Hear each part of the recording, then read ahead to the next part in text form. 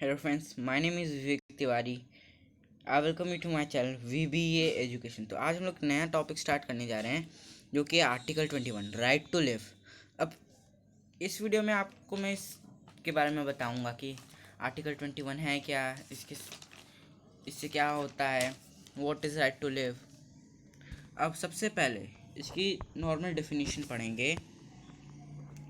इसकी डेफिनेशन है, no person shall be deprived of his life or personal liberty except according to a procedure established by law। अब इसमें main word क्या है, इनमें कुछ मेन वर्ड्स हैं, वो पहले मैं सर्कल कर देता, फिर मैं आपको बताऊंगा ये मेन वर्ड्स क्यों हैं। So these are your main words. Let me highlight them.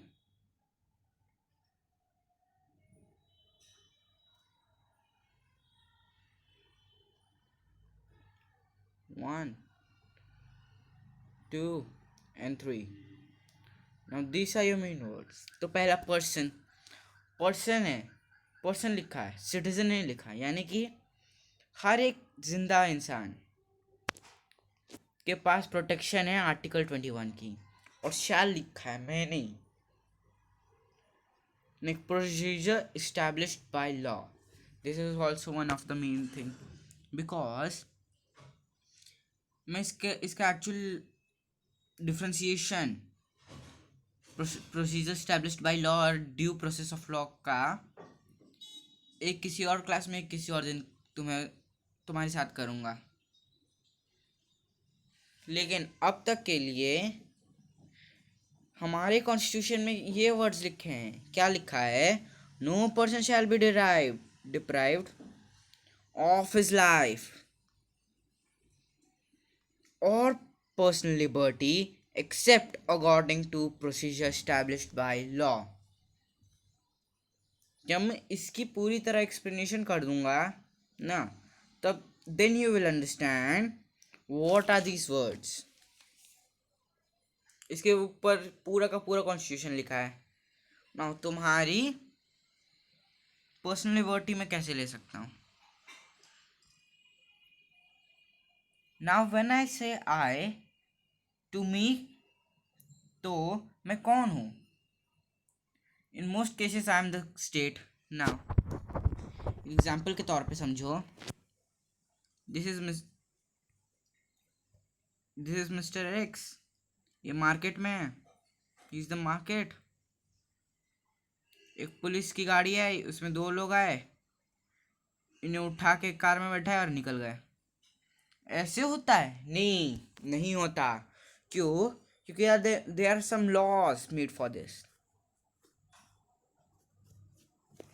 अब उसमें हमें कुछ फॉलो करना रहता है, जैसे grounds of arrest.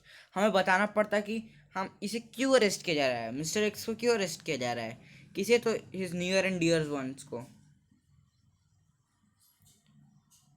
That he is been arrested. इन्हें यह भी बताना रहता है कि इनके पास राइट टू बेल है, right to have a lawyer है, और 24 आवर्स में अक्यूज को कोर्ट में पनिश करना होता है, प्रेजेंट करना रहता है, पनिश करना रहता है। 24 आवर्स में उसे प्रेजेंट करना रहता है। और this is all provided under article 22। कौन सा आर्टिकल मैंने बोला? Under article 22।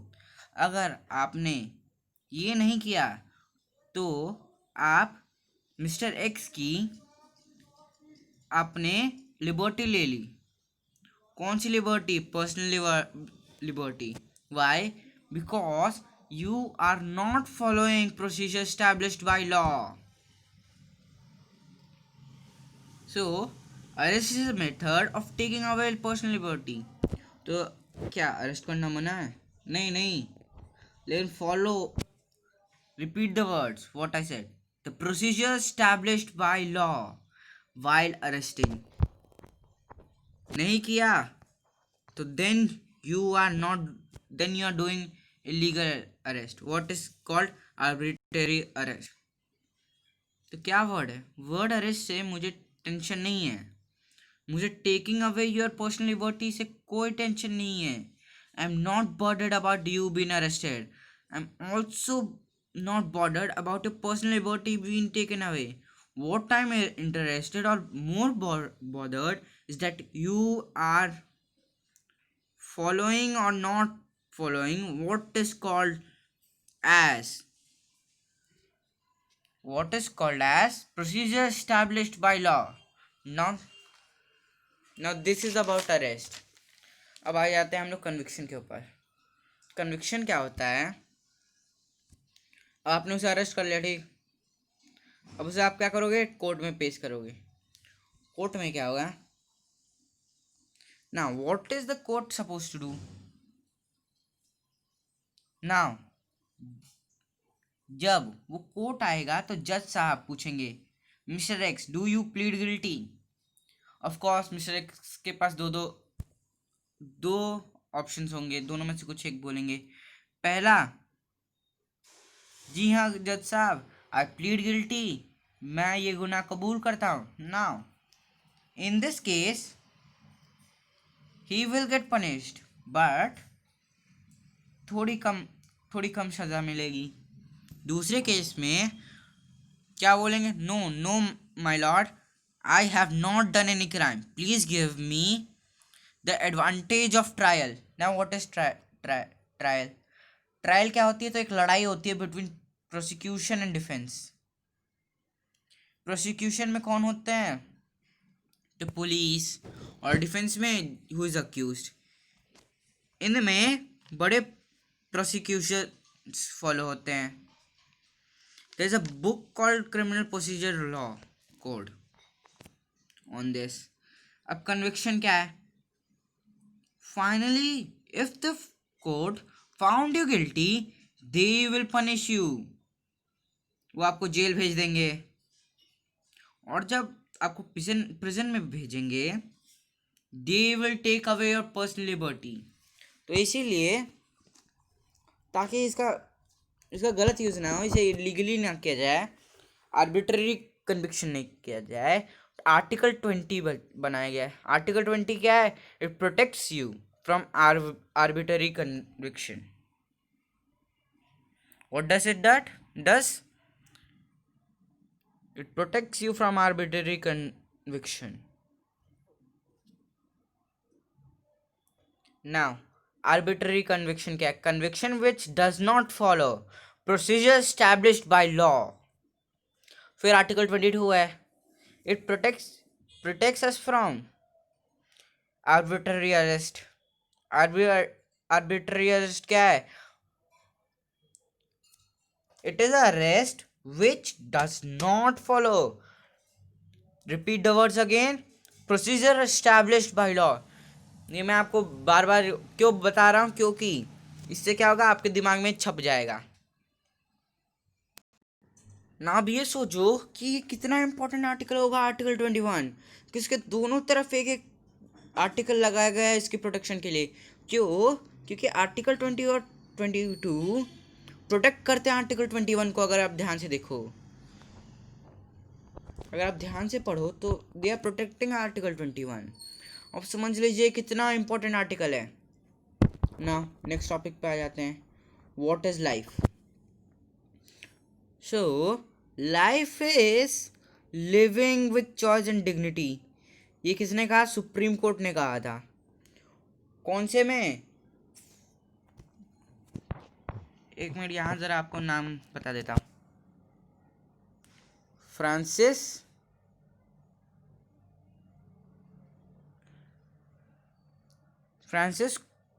Korali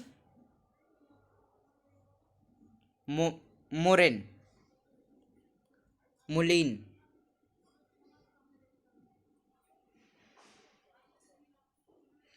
Francis Coralie Mullin case में, I know it is hard to pronounce, but ये जो है ये बहुत इंपॉर्टेंट केस था. It was Francis Coralie Mullin versus the union territory of Delhi case. It was in 1981. और इसमें सुप्रीम कोर्ट ने कहा था, life is merely breathing, no merely breathing. It is living with choice and dignity. ये animal existence नहीं है, ये human existence है। इससे रिलेटेड एक मूवी में डायलॉग था, सांस लेना सांस लेते रहना जिंदगी नहीं है। ये बहुत फेमस डायलॉग हुआ था इसके ज़माने में।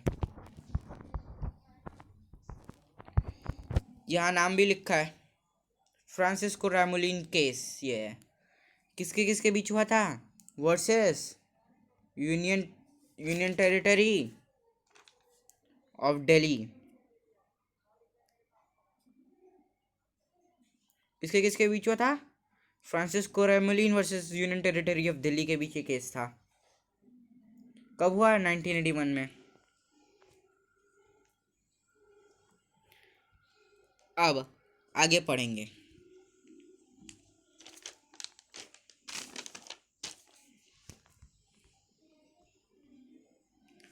अब आर्टिकल 21 राइट टू लिव है। इसके अंदर बहुत सारी ऐसी चीज़ें जो आपके राइट टू लिव को, एक्चुअली राइट टू लाइफ को एक्चुअली पॉसिबल बनाते हैं। जैसे राइट टू हेल्थ हो गया, right to shelter, right to food, right to free environment, right to safe environment, right to information, right to education, right to marry the person of your choice, right against noise pollution, right against air pollution, all etcetera. तो इसीलिए यह कुछ कभी कभी कहा जाता है umbrella right. क्यों? क्योंकि इस एक राइट के अंदर से हम जितना इसे अंदर अंदर पढ़ते जाएंगे उतना एक्सपैंड होता जाएगा, उतना एक्सपैंड होगा, उतने सारे इसमें से राइट आएंगे, इसीलिए इसे अम्ब्रेला राइट कहते हैं। और इट इट माइट बी या may be the biggest article, और शायद से इससे बड़ा कोई आर्टिकल ना हो। और टॉकिंग अबाउट दिस, तो ये जो मैंने अभी बोला, इतने सारे आर्टिकल्स जो बोले, ये अपने आपके किसके अंतर्गत आ गए? Sources of many other rights. ये हो गया, मैंने आर्टिकल्स नहीं वो राइट्स बोले थे। इतने सारे जो राइट्स हैं आपके इसके अंतर्गत आ गए ना। 86 कॉन्स्टिट्यूशनल अमेंडमेंट एक्ट में हमने क्या किया था? आर्टिकल 21 सब क्लॉज से इंट्रोड्यूस किया था। इसमें क्या था? Right to education, because education give us choice and dignity. जब तक आपके पास एजुकेशन नहीं है, चॉइस और डिग्निटी आपके पास आ नहीं सकती। That's why 86 constitutional amendment act में हमें आर्टिकल 21 ए दिया गया, जो है राइट टू एजुकेशन। ये हमें किसने दिया था? तो सुप्रीम कोर्ट ने दिया था। और ऑनरेबल सुप्रीम कोर्ट इसीलिए कहा जाता है इंटरप्रेटर ऑफ द कॉन्स्टिट्यूशन।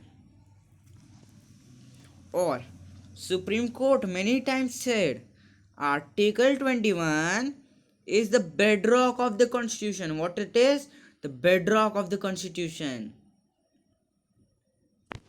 अब next page, right to die. अब आप सोच रहे होंगे राइट टू डाई इसमें कहाँ से गया? बेसिकली ये केस से आया था, इसके पीछे भी एक बहुत बड़ा केस था। तो ये केस है, इस केस के बारे में ज़रा आपको डिटेल में बता देता हूँ। एक नर्स थी, बड़ी दुख बड़ी दास्तान है, ध्यान से सुनना। एक लेडी थी, नाम था अरुणा शानबाग। उनका नाम क्या था? अरुणा शानबाग। अब वो जो है महाराष्ट्र की थी, बॉम्बे में KEM हॉस्पिटल में वो काम करती थी। वो एक नर्स थी वहाँ। इन 1973 जब उनकी एज करीब 25 ईयर्स की थी, वो KEM हॉस्पिटल में when she was working, she was sexually assaulted by a ward boy. जब उनके ऊपर वो सेक्सुअल असॉल्ट किया गया, तो उस वार्ड बॉय को लगा कि अरुणा शानबाग जो है मर गई। वो मरी नहीं थी, she went into coma. KEM hospital की सारी नर्सेस ने अपने ऊपर एक ये रिस्पॉन्सिबिलिटी ले ली, कसम खा ली कि अरुणा शानबाग जो कोमा में चली गई हैं उनका वैसे ही ख्याल रखेंगे जैसे एक फैमिली मेम्बर का रखते हैं। अब जो भी इस इंसिडेंट के बाद जो भी आए, जो भी नर्सेस आए, सब ने यही किया। इन 1973 से लेकर KEM हॉस्पिटल में मुंबई में एक रूम अरुणा शानबाग के लिए करीब करीब रिजर्व कर दिया गया। वो कोमा में थी, उनका हर एक नर्स ऐसा ख्याल रखती थी जैसे उनके घर की मेंबर हो। नाउ 1973 से 1990 आ गया, 2000 आ गया, 2003 आ गया, 2010 आ गया। अब 2010 में सुप्रीम कोर्ट में एक पिटीशन रखी गई कि my lord, life is living with choice and dignity, and Aruna Shanbaug ji की लाइफ में चॉइस और डिग्निटी जा चुकी है। अब उनकी एज इतनी ज़्यादा हो चुकी है, उनकी बॉडी श्रिंक करने लगी है, उनके ऑर्गन्स अंदर ही अंदर डैमेज हो गए हैं। अब ऐसा लगता है that she should not be continuing to live because वो लाइफ वर्ड में चॉइस एंड डिग्निटी बहुत इंपॉर्टेंट है, एंड चॉइस एंड डिग्निटी इसमें नहीं है। तो क्यों ना उनको जाने दिया जाए, क्यों ना उनको मेरिली मर्सी किलिंग अलाउ किया जाए। मर्सी किलिंग के लिए जो टर्म है वो है इथांसिया। क्या है इथांसिया? अब क्वेश्चन ये राइज हुआ कि आर्टिकल 21 जहाँ राइट टू लिव लाइफ लिखा है, does it also include right to die? $1 billion question है माय फ्रेंड्स। आप लोग बहुत इंटेलिजेंट हो, सोचो इस बारे में। ज़रूरी नहीं है इसका आंसर सही होगा। अब बॉम्बे हाई कोर्ट ने इस पिटीशन को मना कर दिया। What happened, this went to the supreme court, और supreme court said no, because इंथाजिया दो टाइप की होती है, एक होती है एक्टिव इंथाजिया, एक होती है पैसिव। एक्टिव में क्या होता है, you do something to kill the person, this is called mercy killing. यानी कि उसे कोई इंजेक्शन दे दी, उसे कुछ उसकी सांस बंद कर दी, उसे मतलब इंजेक्शन कोई टाइप का दे के उसे मार दिया। और पैसिव एंथुजिया जो है, in this we do not do anything to kill the person. इसमें क्या होता है, एग्जाम्पल, ऑक्सीजन का टैंक खत्म हो गया, we do not replace it, तो ऐसे वो इंसान मर जाता है। दिस इज कॉल्ड पैसिव एंथुजिया। अब सुप्रीम कोर्ट ने एक्टिव एंथुजिया के लिए तो बिल्कुल मना कर दिया, और पैसिव भी बहुत कम केसेस के लिए अलाउड थी, बट ये इंडिया में। लेकिन USA में क्या है कि right to die is also included in the constitution, it is in the constitution, the supreme court has allowed it. तो आर्टिकल 21 के बारे में इतना हो गया। Hope you like the session. अगर आपको पसंद है तो प्लीज़ हमारी इस वीडियो को लाइक करना, इस वीडियो को लाइक और शेयर करना, हमारे चैनल को सब्सक्राइब करना। मैं आपको मिलता हूँ अगली वीडियो में। Till then bye bye.